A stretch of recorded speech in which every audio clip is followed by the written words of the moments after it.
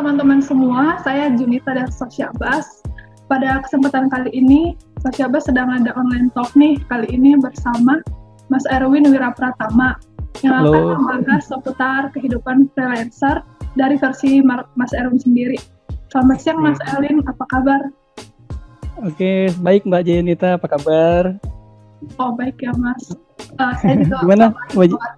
Oke. Sebelumnya kita perkenalkan diri dulu mungkin ya dari sisi Mas Erwinnya sendiri, kesibukannya apa dan apa gitu. Oke, assalamualaikum teman-teman. Saya Erwin. Saya kesibukannya sebagai seorang online freelancer di bidang desain grafis ya. Mulai mengenal dunia freelance sekitar tahun 2010 dan full time-nya mulai tahun 2015 gitu, Mbak dan teman-teman. Jadi sampai sekarang juga masih menggeluti itu ya, Mas ya? Masih di bidang desain, alhamdulillah. Oh gitu. Untuk desainnya sendiri itu di bidang apa ya, Mas? Desain saya lebih terfokus ke aset untuk kebutuhan anak-anak, kayak konten anak-anak, kayak mewarnai, kartun karakter, dan segala atribut yang mungkin bisa dipakai di aplikasi. Pokoknya yang tidak jauh-jauh dari konten kebutuhan anak-anak dan kebutuhan mungkin parenting ya, bisa dipakai juga seperti itu. Nah, ntar lari juga ke promosi. Memilih untuk menekuni itu gitu? Oh, mungkin karena ketertarikan dari kecil kali ya. Saya senang gambar dan kebetulan dikelilingi oleh lingkungan yang suka desain. Kebetulan orang tua saya juga seorang desain grafis, jadi kebawa deh sampai sekarang minatnya gitu. Oh iya ya. Berarti awal jadi freelancer 2010 gitu ya Mas ya? 2010 saat itu masih 50-50 sama kantor, jadi ikut kantor juga, terus ikut situs Microstock. Mungkin kalau teman-teman yang tahu Microstock itu di mana kita bisa menjual aset grafis secara online, nanti sistemnya dibayar per download, sistemnya dibayar per license gitu teman-teman. Jadi termasuk kategori passive income juga di Microstock itu, sampai dari Microstock akhirnya berkembang ke yang lain dan akhirnya sampai sekarang ininya survive-nya. Iya ya. Memang bidang desain itu selalu bakal survive gitu ya Mas ya? Kayaknya sih ya ke depannya Mbak, karena kebutuhan dari konten kreator ya, media promosi juga masih sampai sekarang membutuhkan aset-aset seperti itu. Itu karena kan kebayang ya kalau desain kalau promosi tanpa elemen grafis ya pasti akan sepi banget ya. Oh iya betul. Benar. Gitu Mbak Jen. Untuk tantangannya sendiri kan pasti ada dong ya Mas ya, membuat animasi atau desain gitu. Apa sih Mas tantangannya? Tantangannya pastinya kita harus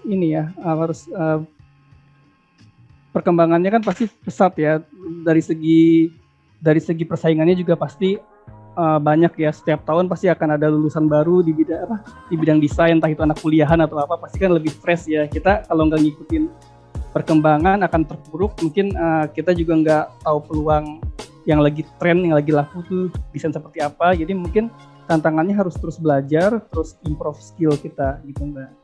Upgrade, jangan sungkan-sungkan untuk mengupgrade pengetahuan baru gitu di bidang desain, supaya nggak tertinggal dengan yang fresh nih, yang baru-baru nih. Yang baru-baru kan lebih segar idenya kan gitu, dan lebih update dengan perkembangan yang ada. Kita pun nggak boleh ketinggalan, sudah pemain lama gitu Mbak. Oke. Untuk di bidang freelancer sendiri Mas, itu ada up and down-nya gitu kan, pasti kayak sisi di atas atau di bawah gitu. Iya, apa sih Mas, boleh diceritakan sedikit mungkin? Iya, jadi gini Mbak, saya dulu pernah terlalu tergantung sama satu situs freelance marketplace ya. Tergantung sama itu, karena memang pada saat itu sedang tinggi-tingginya. Alhasil saya fokus ke situ saja ya. Jadi begitu pas marketnya jatuh, kita kelimpungan. Ternyata lama-lama kok kliennya sedikit gitu kan. Ternyata mungkin usut-nyusut persaingan di bidang freelance marketplace-nya pun banyak, seperti misalkan sekarang ada yang baru kan Sosyabas Gigs ya, itu kan juga kan termasuk situs freelance baru, ada kemungkinan kliennya juga menyebar ke banyak tempat kan. Nah di situ jadi up Indonesia seperti itu, kita nggak boleh ketika market turun pasti kita akan ngerasa jatuh kalau tergantung sama satu marketplace gitu. Jadi untuk tetap up, tetap minimal nggak up banget sih, ada di tengah-tengah gitu, tetap nggak terlalu jatuh banget. Kita harus menyebar portfolio di banyak tempat gitu Mbak, termasuk marketplace yang baru gitu. Iya ya Mas. Betul. Untuk tips-tipsnya gitu Mas, untuk freelancer yang baru mungkin di bidang desain atau apa, ada nggak sih apa yang harus kita lakuin gitu untuk jadi freelancer menurut Mas Erwin? So saran saya misalkan kita jangan cuma punya satu skill aja Mbak. Misalkan kalau saya seorang desain grafis ya, saya harus belajar cara masarin desain seperti apa gitu ya. Dan juga jangan berpikir bahwa desain hanya untuk klien gitu. Coba buat desain untuk diri kita sendiri untuk membangun konten misalkan. Seperti misalnya teman-teman yang jago animasi, jangan cuma pakai itu untuk melayani klien. Coba dipakai untuk membuat konten di YouTube dengan skill animasinya teman-teman gitu kan. Alhasil jadi ketika klien nggak ada, bukan yang nggak ada ya, ketika klien sepi pun kita punya pemasukan sebagai konten kreator gitu Mbak. Jadi intinya supaya tipsnya adalah belajar untuk menjamah skill yang lain walaupun masih terhubung dengan skill kita gitu. Jadi punya desain harus bisa marketing desainnya, harus bisa cari sumber income sebagai desainer itu seperti apa gitu. Harus berani mencoba hal baru lah intinya. Iya ya, betul. Apalagi dari dunia YouTube sendiri ya, peluangnya gede banget ya Mas. Iya, besar sekali, masih hot-hotnya nih YouTube nih. Karena video orang lebih suka mendengar audio visual, melihat audio visual ya. Kalau dulu mungkin era-era masih artikel, orang lebih suka blog ya, lebih suka membaca. Tapi sekarang setelah ada YouTube, orang lebih suka konten yang sifatnya audio visual gitu. Jadi lagi naik daun YouTube itu. Perlu dijamah juga buat teman-teman freelancernya. Gitu. Ya. Dari Mas Erwinnya sendiri mulai YouTube itu mulai dari kapan Mas? Saya main YouTube termasuk baru Mbak. Sekitar tahun 2019 saya berbagi pengalaman aja dari bidang desain yang saya geluti, mulai dari tutorial, dari cara menghasilkan uang dari desain gitu secara online ya, karena targetnya spesifik di bidang desain ya, akhirnya interaksinya tinggi gitu Mbak, interaksinya tinggi, antusias subscribernya tinggi, akhirnya cepat perkembangannya gitu dengan memakai target yang spesifik di bidang desain. Dari 2019, masuk baru sih Mbak, masuk YouTuber baru. Saya masih baru ya. Tahu? Tapi saya lihat view-nya udah lumayan sih Mas. Iya, karena apalagi kalau bahas freelancer gitu. Iya, karena spesifik, karena lagi benar-benar pertama freelance itu lagi dicari ya. Maksudnya di era pandemi ini kan orang benar-benar butuh penghasilan tambahan ya. Kalau seandainya dia nganterin kantor aja gitu, takutnya kan terpuruk ya penghasilan. Jadi bahas freelance antusiasnya masih tinggi. Pokoknya yang berbau make money online tuh masih tinggi antusiasnya. Apalagi mengerucut ke bidang desain. Itulah mungkin salah satu penyebab cepatnya perkembangan subscriber dan view saya Mbak. Gitu, target yang spesifik. Gitu. Iya ya Mas ya. Untuk support sistemnya dari Mas Erwin sendiri itu siapa aja sih Mas? Kan pasti ada ya yang mendukung support kita terus gitu. Oh iya, pastinya keluarga ya, karena ada keluarga yang harus dibahagiakan gitu ya. Oh iya. Dan mungkin aku juga ngikutin jejak papa aku ya. Papa aku juga kan seorang desainer dan art director ya. Jadi ya dia termasuk figur yang membuat saya ingin seperti itu gitu di industri kreatif gitu. Berarti dari papa sendiri pun udah menurun ya Mas? Iya kayaknya menurun secara apa ya? Secara psikologis, karena ngelihat kok enak ya kerjanya begitu gitu ya. Jadi suka gambar, akhirnya tahu arahnya, ternyata ada loh bidang yang seperti ini dan contohnya adalah papa gitu. Itu sangat mempengaruhi sekali gitu. Ya menarik juga sih. Tapi basicnya harus suka dulu, yang penting kita suka dulu dengan bidang yang kita geluti gitu kan. Dengan gitu kita ada lebih tulus dalam ada passion dan tulus mengerjakannya dengan suka hati gitu kan pastinya. Ya betul setuju banget sih, kalau misalnya kita tulus gitu nggak cuma mentingin income doang tapi dari hati gitu ya Mas. ya pasti hasil lebih maksimal. Ya mau nggak mikirin duitnya dulu lah, yang penting hasilnya bagus gitu. Pasti lebih maksimal gitu kan. Lebih tulus pasti hasilnya bagus gitu. Ya, setuju sih. Apalagi kalau kayak gitu pun kita bisa jadi lebih diri sendiri pun puas gitu sendiri kan Mas ya. Puas, jadi puas dengan pekerjaan kita sendiri. Yang mudah-mudahan kliennya juga puas gitu ya. Iya. Karena kita kerjanya dengan suka hati begitu ya Mbak ya. Gitu Mbak. Untuk pengalaman mengesankan nih Mas di dunia freelancer ada nggak? Banyak ya pengalaman mengesankan ya. Cuman yang paling bikin saya terkesan itu di dunia freelancer atau YouTube atau apa nih? Boleh deh di dunia freelancer, boleh YouTube apa gitu. Yang paling mengesankan adalah banyaknya ucapan terima kasih dari orang-orang yang merasa terbantu Mbak. Dari segi ekonomi ketika mereka sedang kelimpungan dari pekerjaan, dan saya rekomendasikan situs freelance. Saya juga sering-sering share pengalaman tentang freelance. Alhasil senang aja dengan dengar kabar kalau perekonomian mereka terbantu. Ada yang putus kuliah jadi bisa kuliah lagi, ada yang bingung cari pekerjaan saat di PHK ya, bahkan sebelum pandemi ya, juga saat di PHK dan mereka menemukan peluang dan mereka mengucapkan terima kasih. Dan itu sangat mengesankan banget ketika konten kita atau pengalaman kita yang di-share membantu orang gitu, apresiasi Mbak. Gitu ya Mas ya. Apresiasi yang bikin terharu gitu. Iya. Bisa membantu orang yang ibaratnya nggak membantu dengan materi tapi membantu dengan pengalaman dan tutorial, itu bisa membantu orang, itu sangat mengesankan bagi saya. Begitu Mbak. Iya. Untuk kejadian paling sulit gitu Mas ada nggak? Dan bagaimana solusi dari Mas Erwinnya? Kejadian paling sulit yang seperti saya bilang tadi ya, ketika kita tergantung sama satu agensi dan agensi itu punya sistem yang misalkan tidak sesuai dengan keinginan, entah komisinya diperkecil ya, kan ada ya sistem komisi ya, atau marketnya sedang jatuh. Nah itu sangat berasa banget. Saya pernah ngalamin ketika tergantung sama satu agensi, ketika agensi itu jatuh, bukan jatuh sih, maksudnya marketnya terbagi kali ya karena banyak pesaing ya. Jadi order dari satu agensi itu sudah mulai surut. Nah itu saya kelimpungan banget cari sana sini gitu kan. Dan solusinya itu menyebar portfolio ke banyak tempat Mbak.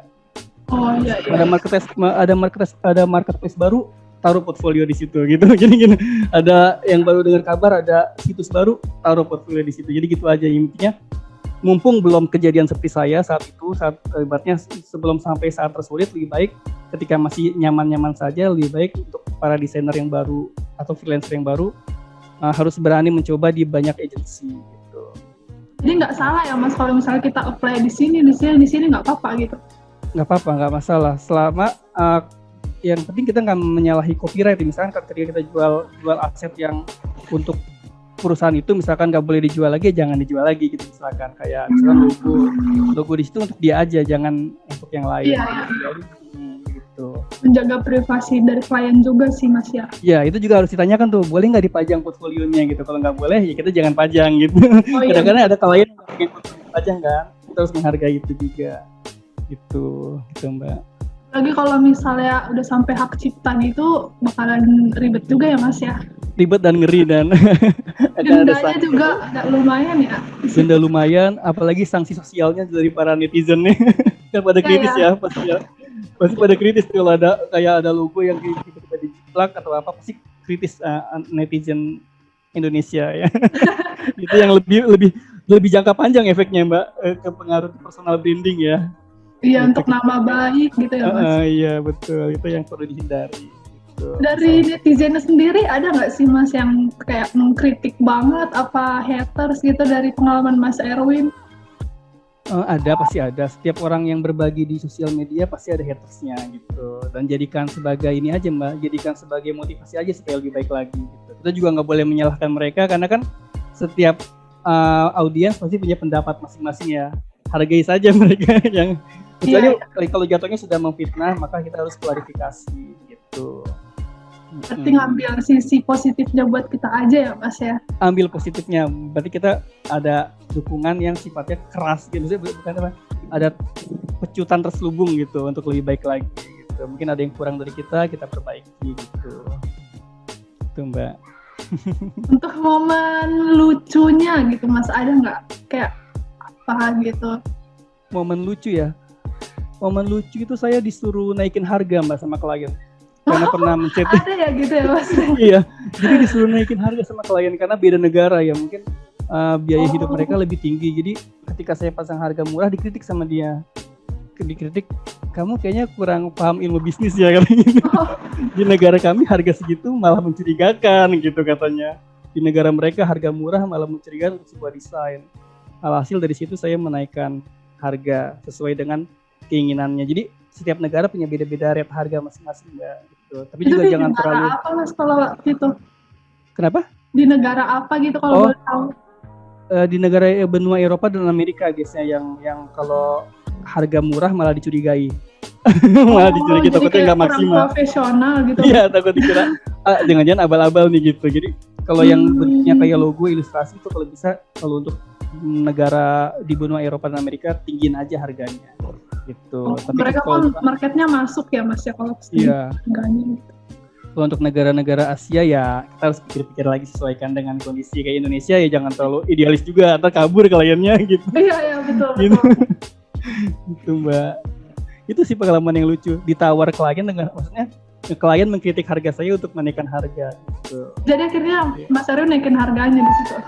Naikin harganya untuk negara tertentu, tapi ya untuk negara tertentu kayak Berarti udah lumayan besar dong ya Mas ya, Mas Aryo sendiri untuk ngedesain gitu sampai ke luar negeri gitu. Iya, berkat bantuan teknologi maksudnya kalau sendiri mungkin nggak tahu ya kalau berjuang sendiri, tapi dengan menyebar ke banyak situs marketplace freelance pastinya kan akan dibantu mencari traffic ya.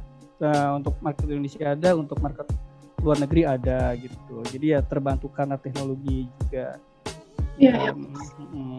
Untuk menurut Mas Erwin di Indonesia ini bisa nggak sih berkembang gitu, misalnya Social Buzz Geeks gitu kan, bakalan bisa berkembang nggak sih nantinya? Bisa, gitu. Kayaknya akan bisa sekali, karena orang nggak selamanya harus dapat klien di luar negeri kan untuk sukses kan. Yang di Indonesia pun udah paham dengan hak cipta, udah paham dengan ibaratnya apalagi dengan adanya netizen yang kritis misalkan kan, tentunya klien pun akan lebih menghargai gitu. Apalagi kan kalau pakai situs luar negeri kan kita harus mikirin pembayaran ya, pembayarannya PayPal dan Payoneer itu kan nggak semua orang bisa mengikuti itu ya. Itu akan dengan adanya situs marketplace freelance dari Indonesia akan membantu dari segi bahasa dan pembayaran Mbak gitu. Iya. Dan komunikasinya pun lebih lancar ya nantinya kan. Oh iya betul. Dan bisa ketemu juga gitu, bisa meeting langsung gitu kan. Ya kalau ada misalnya urgent gitu ya. Urgent ketika warnanya harus dicetak kan, bisa mungkin dia ingin meeting masalah cetak bisa ketemu juga dengan kliennya gitu. Dan butuh pengamannya juga seperti Social Buzz Geeks itu kan menengahi, ibaratnya kan menengahi pembayaran, itu juga sangat membantu sekali gitu. Kita masih tergolong baru sih untuk tahun ini, mungkin untuk launchingnya gitu ya. Semoga bisa jadi platform teman-teman juga gitu, freelancer yang masih ini bisa apply di situ kan lumayan gitu kan. Ya, apalagi masa pandemi.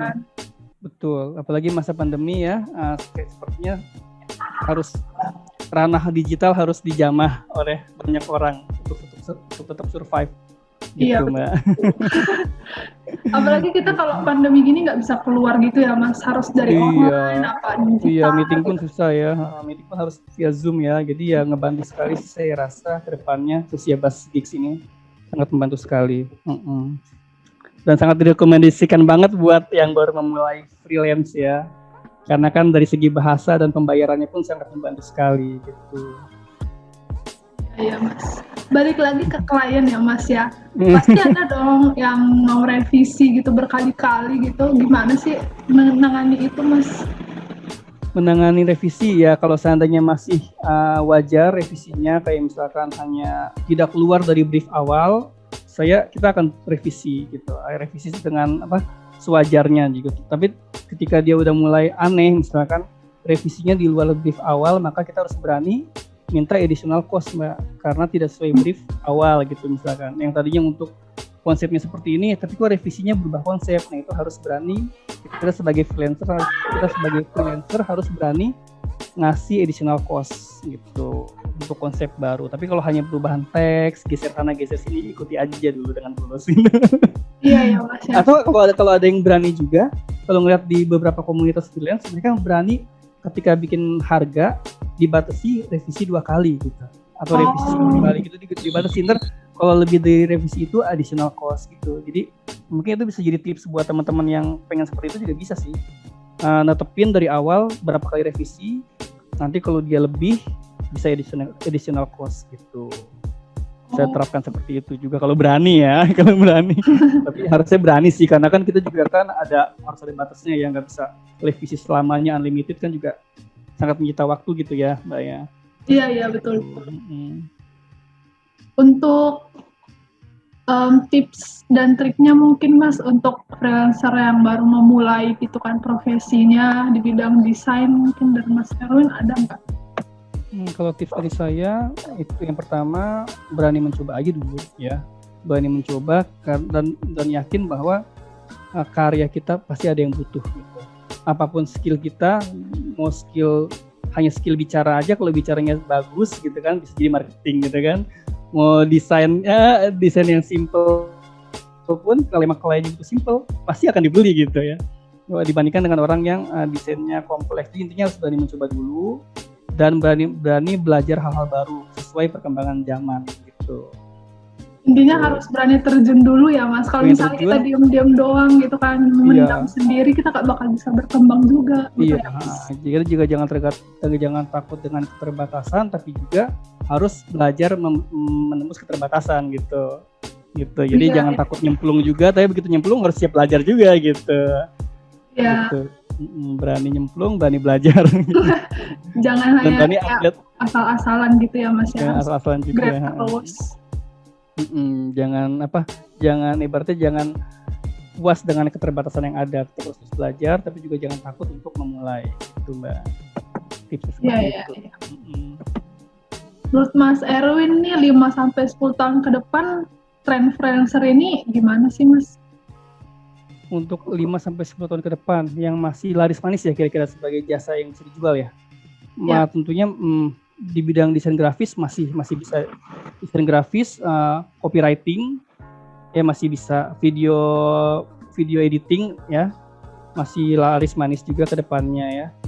Terus social media management ya pokoknya yang berhubungan dengan jasa digital sepertinya 5-10 tahun ke depan masih terus laris manis di freelancer online gitu, di marketplace online. Itu Mbak, yang berhubungan dengan jasa digital lah, pokoknya yang visual content dan segala macam, copywriting juga untuk kebutuhan promosi masih itu masih tuh. Lumayan menarik juga sih kalau misalnya kita bahas freelancer gini gitu ya. Iya. Yang hobi menulis, belajar dalamin aja ilmu menulisnya, karena saya yakin nanti orang akan butuh script atau apa untuk konten kan, untuk konten blog masih laris manis gitu. Yang senang edit video, dalamin videonya, karena YouTube akan masih terus berkembang ya sampai beberapa tahun ke depan gitu. Dan promosi pun sudah banyak yang kerana video dibandingkan desain statis. Jadi video juga masih dan desain pun masih dipakai. Kalau enggak akan sepi promosi tanpa desain ya. Iya, akan flat ya. Berarti gitu. Masnya sendiri jurusan desain waktu kuliah apa belajar sendiri? Kalau untuk pertama kali belajar sih pasti sama orang tua ya, karena orang tua orang desain ya. Tapi kuliahnya itu saya waktu itu ngambil ilmu komunikasi. Karena pada saat itu yang bidang desain belum terpisah Mbak. Jadi sekarang kan ada DKV ya, desain komunikasi visual. Saat itu desain untuk desain komunikasi masih jadi mata kuliah tahun 2003. Belum nemu, masih dikit sih yang misah, kayak BINUS itu sudah misah ya, DKV dan ada di. Nah saya tuh dulu belum nemu yang benar-benar desain komunikasi visual sendiri, itu belum nemu. Jadi gabung sama jurusan marketing, communication, and advertising.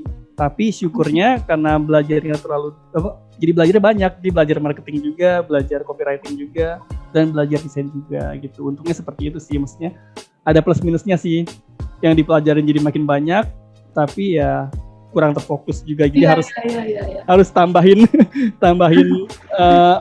improvisasi tambahin otodidaknya ya. Jadi ilmu Iya.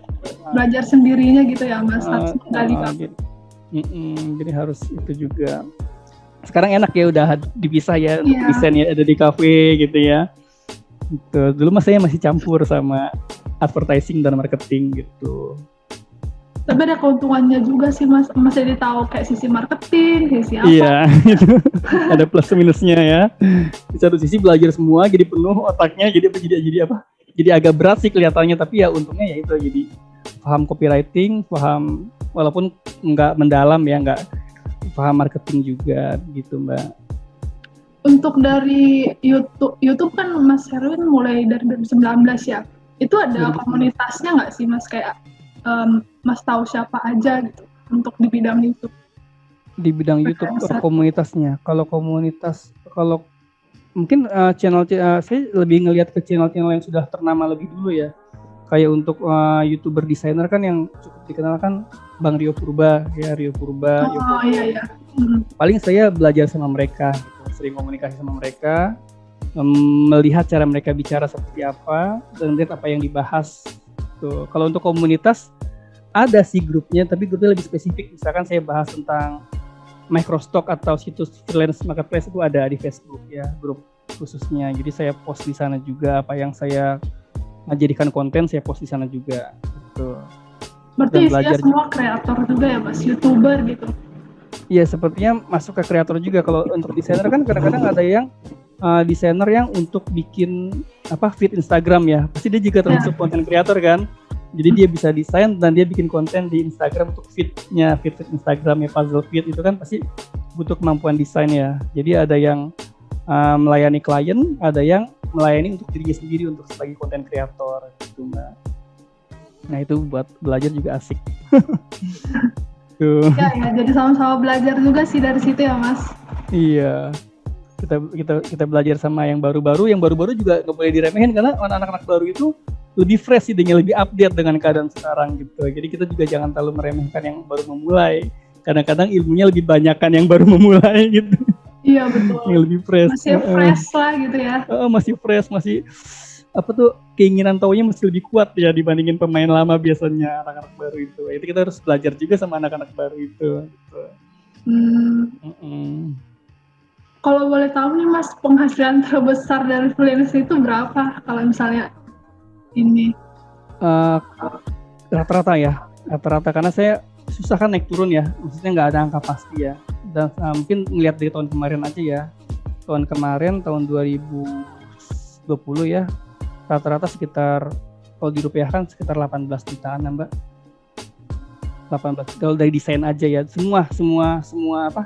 Semua yang berhubungan dengan desain, dari jual karya di Microstock, dari melayani klien di situs marketplace, dan jalur pribadi kalau dikumpulin sekitar 18-an lah. 18 juta ya Mas ya berarti ya. Lumayan alhamdulillah ya, untuk memenuhi kebutuhan keluarga ya cukup lah bagi saya. Mungkin karena nggak terlalu neko-neko juga kebutuhannya ya, apalagi di masa pandemi kan kita juga nggak banyak neko-neko, nggak boros ya, lebih irit ya, itu membantu sekali untuk survive gitu Mbak. Berarti Masnya sendiri punya pekerjaan tetap apa hanya freelancer aja? Kalau saat ini sudah full time sebagai freelancer. Jadi desainer gitu ya Mas berarti. Freelancer di bidang desain dan ilustrasi Mbak. Ilustrasi ya. Gitu.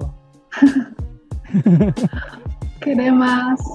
Oke Mbak.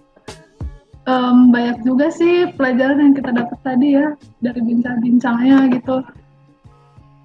Berarti pesan-pesan dari Mas Erwin sendiri sebagai kesimpulan gitu untuk teman-teman yang mau mulai gitu jadi freelancer. Kesimpulannya yaitu harus berani mencoba, berani terjun, tapi juga jangan puas dengan apa yang kita bisa. Jadi begitu nyemplung harus bisa membaca peluang dan kita belajar di situ. Kira-kira yang lagi tren apa nih jasa yang bisa dijual saat ini gitu. Kayak misalkan ilustrasi lagi ngetrennya kan,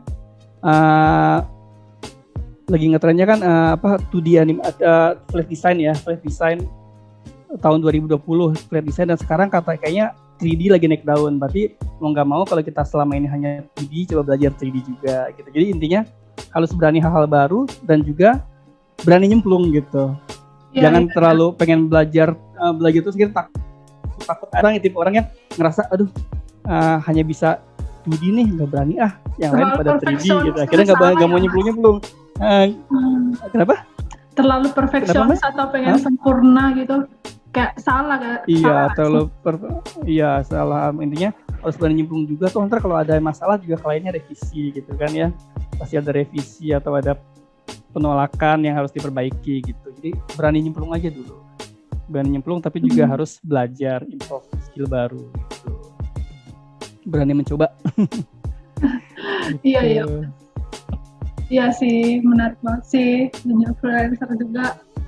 Karena banyak juga kan topik-topik yang harus jadi freelancer itu, dari desainer bisa, dari sisi yang lain juga banyak writer, cerpen, komik kan, bidangnya luas banget gitu. Jadi terbuka banget buat side hustle lah istilahnya, kerjaan sampingan atau bahkan jadi full timer kayak Mas Erwin pun kan bisa gitu kan, berpeluang banget. Bisa juga. Ya dari desain aja sudah banyak ini ya. Dari desain aja sudah banyak jalur ya, misalnya kayak komik yang Mbak bilang ya, komik ya, feed Instagram ya kan, dari satu bidang aja udah bisa jadi feed Instagram designer gitu kan. Terus jadi content creator juga bisa. Tuh, dari copywriting aja bisa dipecah ke berbagai sumber ya. Mulai dari naskah iklan sampai cerpen untuk ininya sendiri kan ada tuh situs novel ya kalau nggak salah, novel apa, jadi dia bikin cerita nanti duitnya dari iklan AdSense kalau nggak salah, dari Google AdSense gitu ada ya. Jadi aplikasi cerpen untuk orang yang suka menulis, ketika dibuat sebagai apps, sebagai aplikasi AdMob gitu kan, karena masuknya dari iklan duitnya untuk dia sendiri bisa gitu ya. Jadi nggak hanya untuk melayani klien aja, cuma dari copywriting aja bisa ke banyak sumber gitu. Itu hanya contoh ya Mbak ya, bisa digali banyak lagi saya ke depannya untuk freelance. Peluangnya masih besar banget lah ya Mas Bakti, nggak bakalan turun lah gitu ya istilahnya. Ya mudah-mudahan dalam 5-10 tahun ke depan masih bisa, mudah-mudahan lebih ya. Saya lihat sih masih seperti itu, masih bisa. Selama digital ini lagi berkembang ya, di era digital pasti peluangnya masih besar. Akan lebih mudah menjualnya kalau berani mencoba gitu. Iya. Oke deh Mas, ini menarik banget perbincangan kita. Seru ya. Seru masih banget. Masih bisa digali sebenarnya ya. Tapi ya waktu kita terbatas gitu ya Mas. Iya. Mungkin kapan-kapan lain kesempatan akan ada perbincangan lagi mungkin yang kedua gitu kan, kita nggak tahu ya, semoga atau dalam bentuk webinar ya, bisa jadi bisa kolaborasi lagi. Oh ya, untuk Mas Erwin sendiri pernah jadi pembicara gitu di seminar atau webinar gitu? Kalau kemarin saya jadi webinar untuk sisi IT Universitas Indonesia. Ya, jadi beberapa minggu yang lalu lah, masih ada ininya di channel saya dan saya posting juga di Sociabas Tribe videonya kalau nggak salah. Linknya bisa dicantumin mungkin ya. Sociabas Tribe ada portfolio tuh. IT-nya gitu ya. Saya membahas tentang ini Mbak, peluang mendulang dolar di era pandemi untuk anak UI UX. Jadi untuk anak-anak yang di sisi IT itu kan mereka belajar UI UX ya. UI UX saya rekomendasikan jalur online-nya seperti apa gitu. Seperti yang saya lakukan, kalau saya kan ke ilustrasi dan desain, ini saya hubungkan ke arah UI UX seperti apa gitu. Dan saya posting juga, kalau mungkin yang penasaran bisa cek di Sociabas Tribe saya. Iya, bisa dicek juga itu. Informasinya lumayan ini ya Mas, bermanfaat pasti. Insya Allah bermanfaat buat anak-anak yang baru memulai, terutama di bidang UI UX dan graphic design gitu. Ini Mas. Kayak udah lumayan panjang nih perbincangan kita. Iya, nggak terasa ya? Iya, nggak terasa ya. Udah berapa menit? Di atas 30 menit. Oh iya. Nanti di lain kesempatan lah kita bisa ini lagi. Iya. Entah dalam bentuk yang lain ya, atau webinar atau podcast ya, bisa diatur ya. Oke, Mas. Oke, makasih Mbak Jen. Makasih ya Mas sekali lagi untuk waktunya, udah diluangkan waktunya nih untuk Iya, sama-sama. Saya juga senang loh diajak bincang-bincang sama Sociabas. Iya. Oke. Cukup sekian teman-teman untuk perbincangan kali ini bersama Mas Erwin. Semoga teman-teman bisa mengambil manfaat dan juga bisa dicek untuk sociabas.com/gigs untuk teman-teman yang mau jadi freelancer seperti Mas Erwin juga gitu. Bisa di sociabas.com/gigs. Nanti ada linknya di bawah. Oke, terima kasih semuanya. Sampai jumpa di lain kesempatan lagi.